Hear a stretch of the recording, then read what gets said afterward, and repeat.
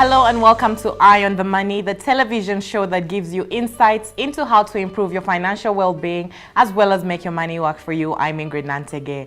Now, before we even get into the beef of the show, I have very exciting news for you. We're currently collaborating with personal finance gurus at Centonomy, yes guys, at Centonomy, to bring you a series of personal finance advice on various topics. So be sure to look out for this over the next couple of weeks. It could also even possibly be months. And the even greater news is that this collaboration starts today on this show. And today on the show, we're going to discuss the distinction between entrepreneurship and self-employment. Now, often, self-employment and entrepreneurship are confused to be the same. An entrepreneur and a self-employed person may share the similarity of owning a business, but their mindset and approach are completely different. How, you may ask? Well, that's why we're here today. Joining me on the show is none other than Sheba Njagi, Head of Learning and Innovation at Centonomy. You're welcome to the show, Sheba. Thank you so much, Ingrid. I don't know if you can tell how excited I am to have this collaboration. I am as happy as you are. Eye on the money. That's what we are talking about, and I'm excited that we get to do this properly and in depth. Right, and I'm also really excited for our audience because of the kind of value that we're going to get from this. Yeah. So Sheba, today we're going to talk about entrepreneurship versus self-employment. And believe it or not, even with all my excitement here, even I was like, wait, there's a difference. So before you even tell us what the difference is, usually we like to sample the, perceptions, knowledge of the common Kenyan on the streets to see how much they know. So let's take a quick look.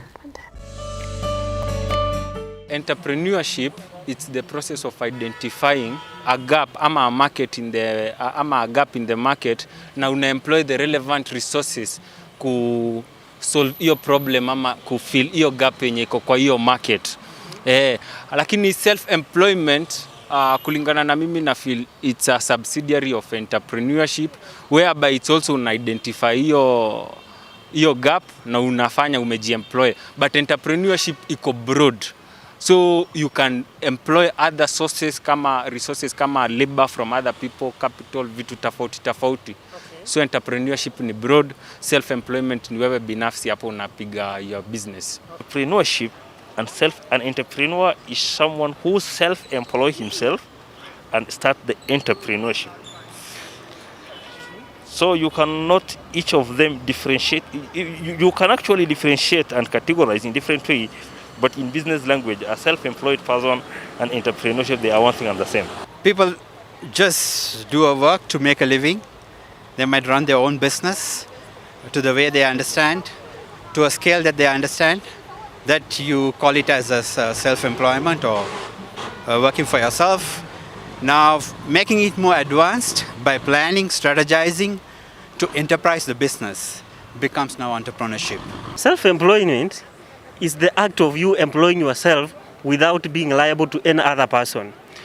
Whereby an entrepreneur or entrepreneur is a person who comes up with new ideas, basically either for the company or as an individual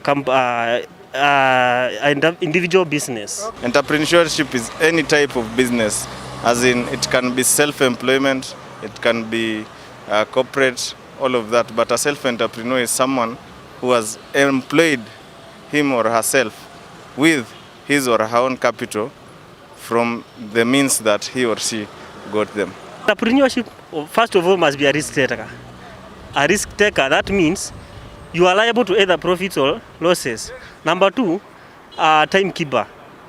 Number three, should be an eloquent or rather a brilliant-minded person, so that you can be able to come up with new ideas. Before you employ yourself, there must be something that jumps up in your mind, that comes up in your mind, that you love, that you want to do it passionately so that you might be successful. Secondly, he or she must be a risk taker, because in the world of business, there is nothing that comes on a silver platter. You might go in an industry that it is overcrowded or an industry that has got no customers. So you have to take risk so that you can maximize your profits. You need to be able to see the opportunity your business has.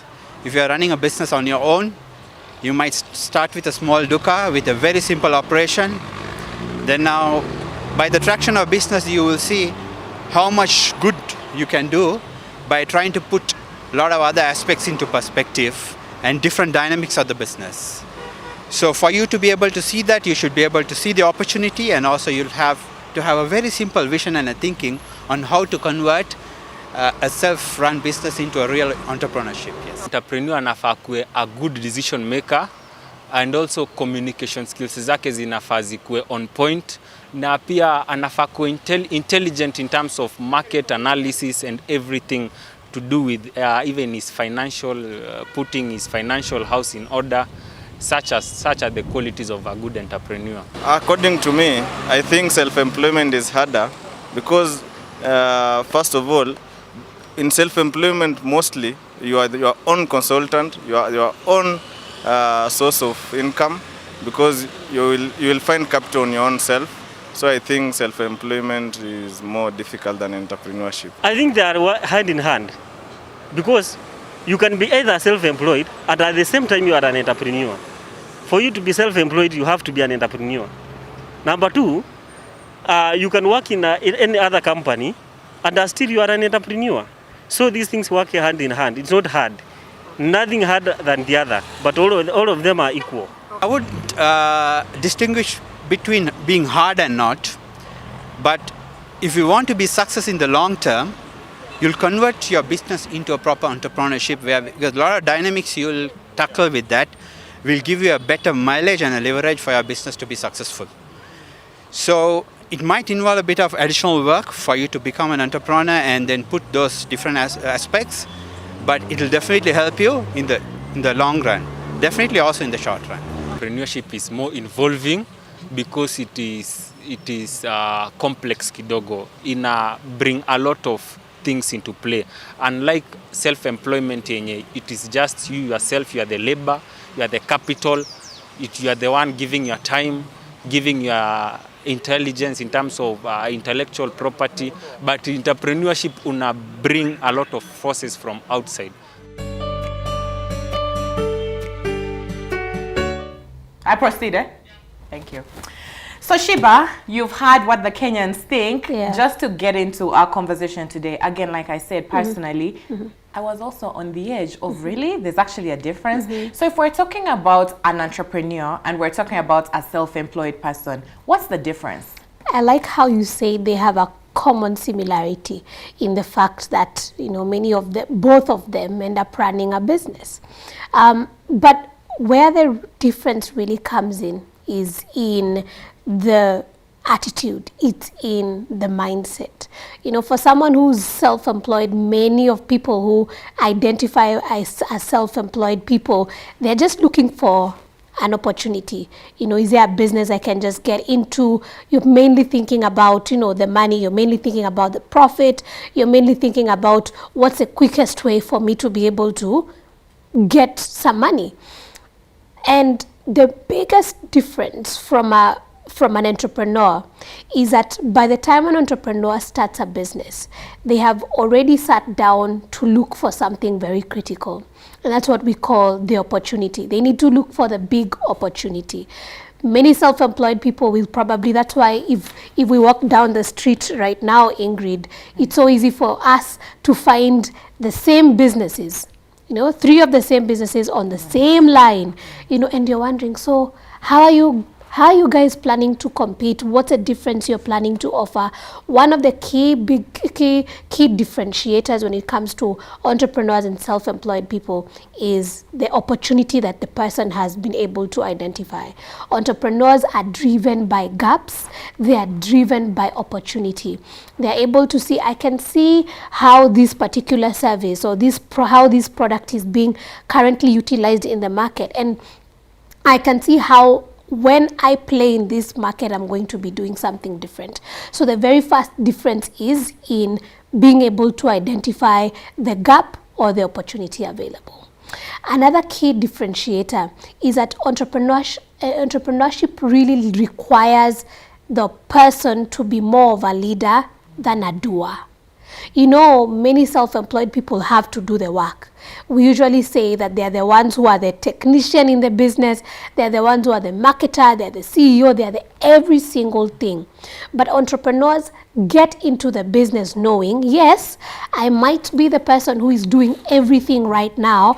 I might be the person who is the CEO, the tea guy, the makeup artist, I can be the everything, but I'm planning to make sure that I create opportunities for other people as well. So one key difference is that entrepreneurs are leaders in their businesses. They plan and create structures and processes that will ensure that they're able to leverage on other people, Ingrid. So those are two key things, yeah? And another key differentiator is that an entrepreneur usually has to always keep their eyes open. They are also innovators, and I know we'll be talking about innovation later, but these are people who are able to open up their eyes in their business and are ready to, if I could use the word, disrupt themselves when need be. Yeah, many self-employed people have been caught off guard.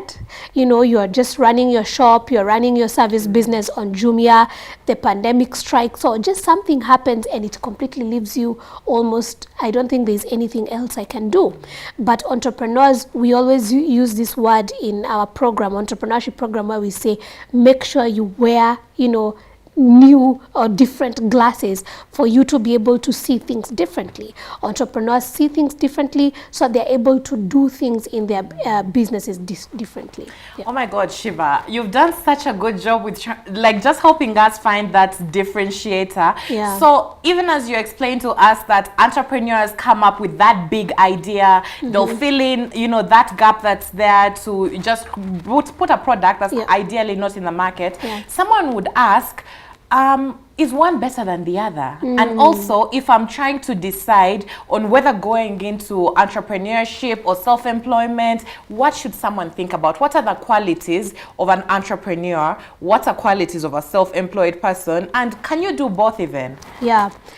Well, the reality is, let me talk about an entrepreneur who runs their own business, because it's also a different conversation that I'll be getting into, that we actually have entrepreneurs that are working in other people's businesses. That's a different conversation. The truth is, an entrepreneur is already employed in their own business. So with a basic definition or with a basic description of, am I employed? Yes, I am employed in my own business, and that's something very important. But coming to speak about what are the key characteristics, or what are the key, what can I say, attitudes that make these two people different, and is it better? One key thing that makes an entrepreneur is this person is flexible. Flexibility is like their second name. Yeah, these are people who are able to say, I know I got into this business as a videographer or as a photographer, and I was thinking I'm going to have a studio, and then I'm going to set up my business somewhere in town at the CBD or up country, and then people are going to come and, take photos, and I'll be shooting their weddings. And then pandemic strikes. Right. There are no more weddings really, people are saying, is it possible for you to do something else? Can I be able, we all have our own, what are they called? Our own smartphones with our own cameras, front and back. And this videographer and photographer has to think, okay, my market is being disrupted. What else can I do? This is someone who can end up thinking, okay, I have these skills.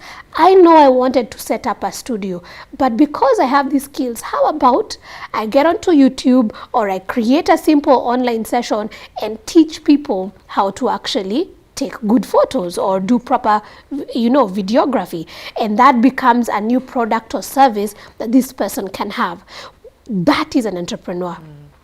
That is someone who has had to look at things and say, there's a way I expected to start, and then there is now different, when we say things are different on the ground, and then I'm thinking, how else can I be able to still serve my purpose? So as you can see, this is someone who had to be very flexible, and also someone who had to open their eyes and even their ears. Another key attitude is, this is a risk taker.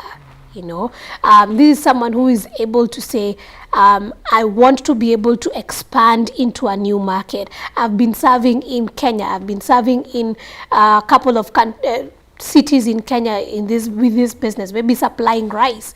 Am I able to go and do the very same thing in Uganda? I don't even know how the market is like there, but is that a challenge that I am open to?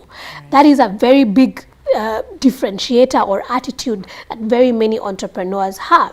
When you meet someone who just started a business just so that they can be able to meet their expenses, now that's a direct explanation of who a self-employed person is. You know, they might think, Uganda, no need, why? See, I'm fine. I have all the money that I need right now. So it's just good to be able to realize that there are key attitudes that differentiate people. There's another thing we usually say in our program, Ingrid. An entrepreneur is someone who is ready to be uncomfortable with the discomfort that comes with business. You know, someone who has accepted that things are not going to be easy, someone who has accepted that, you know, I may start the business right now, but it's possible it's going to start making money in the next 2-3 years, and they are willing to see it through.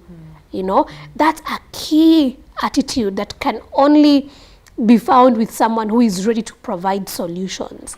Yeah. And Sheba, I love your honesty when it comes to just really being real about what an entrepreneur is. When it comes to the flexibility, when it comes to being a risk taker, knowing that you have to fully immerse yourself, being able to spot an opportunity. However, we see a situation, obviously, and it could also be contributed to the current environment where jobs are barely available.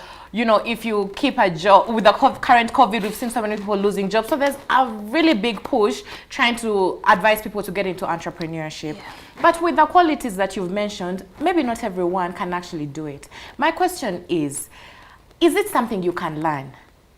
Or is it, because we've seen people who they said, okay, there are these initiatives that are going to help out the youth, take advantage, go into agriculture. You go into agriculture, you do it, but it doesn't work out for you. Are there some people who are built to be, is an entrepreneur born, or is it something that you can learn along the way? It's like you read my mind. Are entrepreneurs born? Okay, I must say, for a fact, there are some that are born. There are some that were born with some of this, you know, go-getter attitude. There's some that were born with this ambitious attitude, risk-taker. But do you know what? That's actually a smaller percentage of entrepreneurs. You'd find it's probably, I was reading in some report and they were saying those that are actually born are about 30 to 40%, yeah?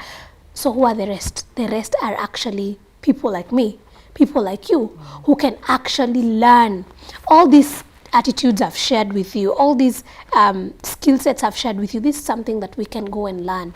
But we have to be ready to be able to take these on. Can I be flexible? That's something you can come over at Centonomy and we will teach you. What are some of the ways you can start implementing in your own life, in your business, that can enable you to be more flexible as a business owner? Can you be someone who understands risk? Yes. Even if you're not such a risk taker, yes, you can learn what risk and return actually mean in your business. So yes, you can learn how to be an entrepreneur.